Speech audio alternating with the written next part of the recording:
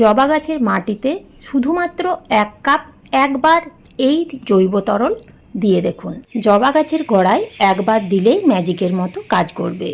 মাটিতে থাকা বিভিন্ন ধরনের ক্ষতিকারক পোকামাকড়, ছত্রাক, এছাড়াও কেন্ন, কেঁচো, শামুক দূর হয়ে যাবে। তার সাথে সাথে গাছের প্রত্যেকটা ডালে আসবে অসংখ্য কুঁড়ি, ফুটবে হাজারেরও বেশি ফুল। আজকের আমার ভিডিও জবা ফুলের গাছ নিয়ে। বন্ধুরা, এই প্রচণ্ড বৃষ্টিপাতের ফলে আপনাদের বাগানের প্রত্যেকটা জবা গাছের গ্রোথ কি একেবারেই হচ্ছে না? কিংবা অতিরিক্ত বৃষ্টিপাতের ফলে জবা গাছে এবং মাটিতে ফাঙ্গাস লাগার ফলে গাছগুলো কি মৃত্যুর দিকে ঢলে পড়ছে? জবা গাছের অধিকাংশ পাতায় হলুদ হয়ে যাচ্ছে, কিংবা গাছে কুঁড়ি আসছে, সেই কুঁড়িগুলো ফুলে পরিণত হওয়ার আগেই ঝরে যাচ্ছে। এছাড়াও জবা গাছে মিলিবাগ বা জাপ পোকা বেড়েই চলেছে। যদি এই ধরনের সমস্যা আপনাদের জবা গাছে দেখা দিচ্ছে, তাহলে আজকের ভিডিওটি সাথে থাকুন। আজকে আমি আমার এই ভিডিওতে এমন একটা তরল তৈরি করে দেখাবো, যে তরল গাছের গোড়ায় মাত্র 1 কাপ দিলেই একদিকে যেমন গাছের খাবার হিসেবে কাজে লাগবে, অন্যদিকে তেমনি ছত্রাকনাশক এবং কীটনাশক হিসেবে ম্যাজিকের মতো কাজ করবে।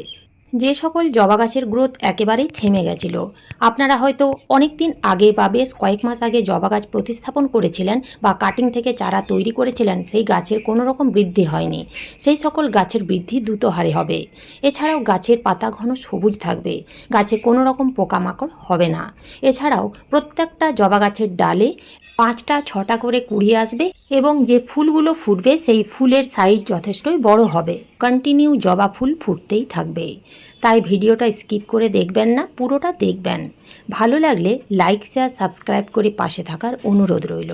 নমস্কার বন্ধুরা, আমি সোনালি, আর আপনারা দেখছেন সোনালিস গার্ডেন।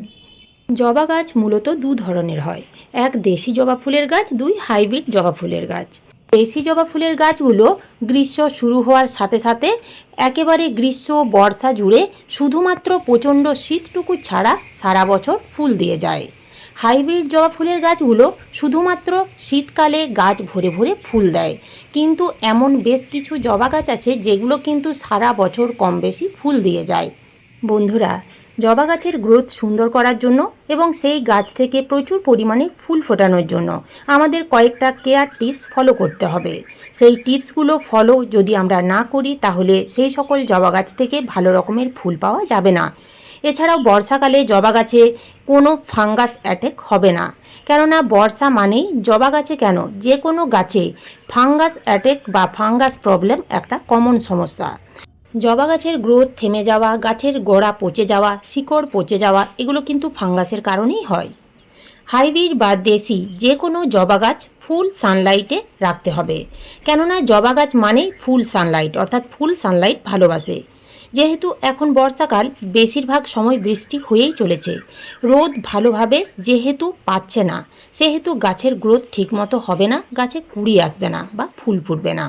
তাই গাছগুলোকে আমাদের খোলা আকাশের নিচেই রাখতে হবে, যেখানে সরাসরি বৃষ্টির জলও পড়বে, আবার ডাইরেক্ট সূর্যের আলো পড়বে। এই রকম জায়গায় আমরা আমাদের প্রত্যেকটা জবা গাছগুলোকে রাখবো, তা না হলে ফাঙ্গাস লাগতে শুরু করবে। যদি কোনো গাছে বেশিরভাগ পাতায় হলুদ হয়ে ঝরে পড়ে যাচ্ছে, কিংবা কোনো রকম প্রবলেম দেখা দিচ্ছে, তাহলে সেই গাছগুলোকে শেডে রাখতে হবে। আপনাদের কাছে যদি শেড না থাকে, যেমন আমার কিন্তু কোনো রকম শেড নেই, তো সেই জন্য আপনারা কি করবেন? বন্ধুরা, প্রচণ্ড গ্রীষ্মে গাছগুলোকে বাঁচানোর জন্য আমরা যেমন শেডের বিকল্প হিসেবে কাপড় টাঙিয়েছিলাম, ঠিক সেই রকম এই বর্ষাতেও শেডের পরিবর্তে প্লাস্টিক টাঙিয়ে ক্ষতিগ্রস্ত জবা গাছগুলোকে রাখতে হবে। 2 নাম্বার আপনাদের যে কাজ করতে হবে তা হলো, আপনাদের জবা গাছগুলো যদি গ্রোথ একেবারেই হচ্ছে না বা গ্রোথ একেবারেই থেমে গেছে, তাহলে আপনারা জবা গাছের টবগুলোকে একটু চেক করে দেখুন। যদি শিকড়ে পুরো টব ভরে গেছে, তাহলে সেই ছোট টব থেকে গাছটিকে তুলে বড় টবে রিপোর্টিং করুন। এই সময় কিন্তু কোনো রকম শিকড় কাটাই ছাঁটাই করবেন না বা রুট বল ভাঙবেন না। যদি আপনাদের জবা গাছগুলো 3 থেকে 4 ইঞ্চির টবে আছে, তাহলে সেই ছোট্ট ছোট্ট টব থেকে আপনারা 6 থেকে 8 ইঞ্চির টবে প্রতিস্থাপন করে দিন। কিছুদিনের মধ্যেই দেখবেন গাছের গ্রোথ যেমন তরতর করে বৃদ্ধি পাচ্ছে, তার সাথে সাথে প্রত্যেকটা ডালে প্রচুর কুঁড়িতে ভরে গেছে। এছাড়াও বন্ধুরা, যে সকল জবা গাছ বহু দিন ধরে পড়ে আছে, কোনো রকম সেই গাছের গ্রোথ নেই, গাছে কোনো রকম কুড়ি আসছে না, তো সেই সকল গাছের ডালের মাথাগুলো 1 ইঞ্চির মতো ঠিক এইভাবে পিঞ্চিং করে দিন। পিঞ্চিং করে দিলেই সেই কাটা ডালের সাইড দিয়ে নতুন নতুন প্রচুর ডাল ছাড়বে এবং সেই নতুন ডালেই প্রচুর কুড়ি আসবে এবং ফুল ফুটবে। ফুল শুকিয়ে গেলে বা পাতা শুকিয়ে গেলে বা এই রকম গাছের মধ্যে হলুদ হয়ে পড়ে থাকলে সেই শুকনো পাতা বা ফুল গাছের মধ্যেই ফেলে রেখে দেবেন না। বৃষ্টির জল পেয়ে গাছের মধ্যেই পচতে শুরু করবে এবং সেখান থেকেই ফাঙ্গাস লাগতে শুরু করবে। তাই প্রত্যেক দিন শুকনো ফুল বা পাতা যদি গাছের মধ্যে লেগে থাকে তাহলে সেগুলো তুলে ফেলে দিতে হবে। এখন জেনে নেওয়া যাক কী সেই জৈব তরল, যে তরল মাত্র 1 কাপ দিলেই জবা গাছের সমস্ত রকমের সমস্যা সমাধান করবে। তো এই জৈব তরল আপনারা কিভাবে তৈরি করবেন? তৈরি করার জন্য প্রথমেই লাগবে এই রকম একটা পাত্র।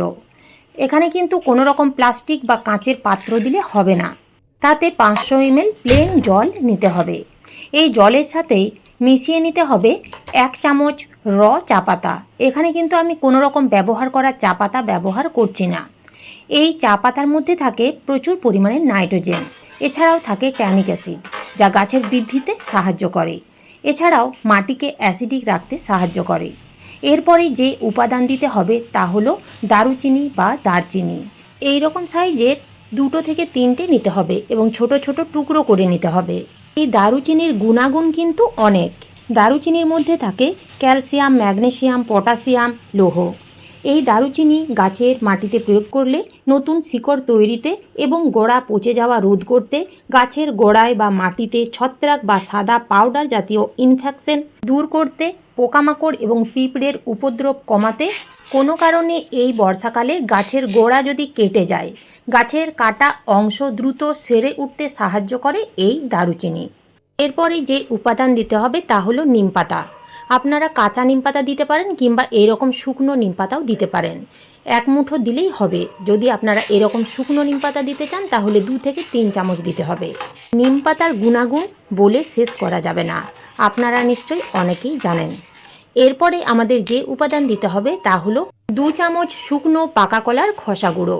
পাকা কলা ভালো করে শুকিয়ে গুঁড়ো করে নিতে হবে, কিংবা 2 থেকে 3টি পাকা কলার খোসা শুকিয়ে ছোট ছোট টুকরো করে দিলেও হবে। পাকা কলার খোসার মধ্যে থাকে প্রচুর পরিমাণের পটাশিয়াম ছাড়াও বিভিন্ন পুষ্টিগুণ, গাছে প্রচুর পরিমাণের কুড়ি আনতে সাহায্য করে। এরপরে দিতে হবে 1 চামচ হলুদ গুঁড়ো। এই হলুদ গুঁড়োর মধ্যে থাকে প্রচুর পরিমাণে ক্যালসিয়াম, ফসফরাস, লৌহ, এছাড়াও বিভিন্ন পদার্থ। তাই হলুদ খেলে যেমন আমাদের রোগ প্রতিরোধ করার ক্ষমতা বৃদ্ধি পায়, ঠিক তেমনি গাছে দিলেও বিভিন্ন ধরনের উপকার পাওয়া যায়। এছাড়াও হলুদের মধ্যে anti fungal, anti bacterial properties থাকে, যার ফলে গাছে প্রয়োগ করলে পোকামাকড় এবং ফাঙ্গাসের হাত থেকে গাছগুলো রেহাই পায়।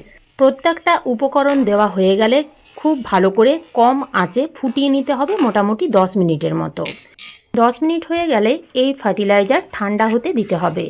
ঠান্ডা হয়ে যাওয়ার পর অন্য একটা পাত্রে ছেঁকে নিতে হবে। না ছেঁকে আপনারা কখনোই এই ফার্টিলাইজার ব্যবহার করবেন না। আপনারা ছাঁকনিতেও ছেঁকে নিতে পারেন কিংবা সুতির কোনো কাপড় দিয়েও ছেঁকে নিতে পারেন। তো দেখুন কি সুন্দর একটা পাওয়ারফুল খাবার, কীটনাশক এবং ছত্রাকনাশক তৈরি হয়ে গেছে। এই লিকুইড 3 ভাবে আপনারা ব্যবহার করতে পারবেন। এই লিকুইড আপনারা কিন্তু সরাসরি গাছের মাটিতে প্রয়োগ করতে পারবেন না। এই লিকুইডের সাথে আরও 2 গুণ জল মিশিয়ে নিতে হবে। এই পাওয়ারফুল ফার্টিলাইজার আপনারা কিন্তু এই বর্ষার সময়, এই যে এখন কন্টিনিউ বৃষ্টি হয়ে যাচ্ছে, ভেজা মাটিতেও এই ফার্টিলাইজার দেওয়া যাবে। তবে লক্ষ্য রাখতে হবে এই ফার্টিলাইজার দেওয়ার মোটামুটি 1 ঘন্টার মধ্যে যেন কোনো রকম বৃষ্টি না হয়। বৃষ্টি হয়ে গেলে এই ফার্টিলাইজার কিন্তু ধুয়ে নষ্ট হয়ে যাবে। 10 থেকে 12 ইঞ্চি টব হলে এরকম বড় কাপের 1 কাপ দিতে হবে। মোটামুটি 150 থেকে 200 ml দিলেই হবে। আর যদি ছোট গাছ হয়, ছোট পটে থাকে, তাহলে পরিমাণ কমিয়ে দিতে হবে। তাহলে হাফ কাপ দিলেই হবে, মোটামুটি 100 ml পর্যন্ত দেওয়া যাবে 10 থেকে 12 দিন অন্তর। এই খাবার গাছের মাটিতে দিলে একদিকে যেমন খাবার হিসেবে কাজে লাগবে, অন্যদিকে মাটিতে থাকা বিভিন্ন ধরনের পোকা মাকড় ছত্রাক দূর হয়ে যাবে। এই পাওয়ারফুল লিকুইড মাত্র একবার গাছে স্প্রে করে দেখুন। নামি দামি কীটনাশকের থেকেও অনেক বেশি পাওয়ারফুল।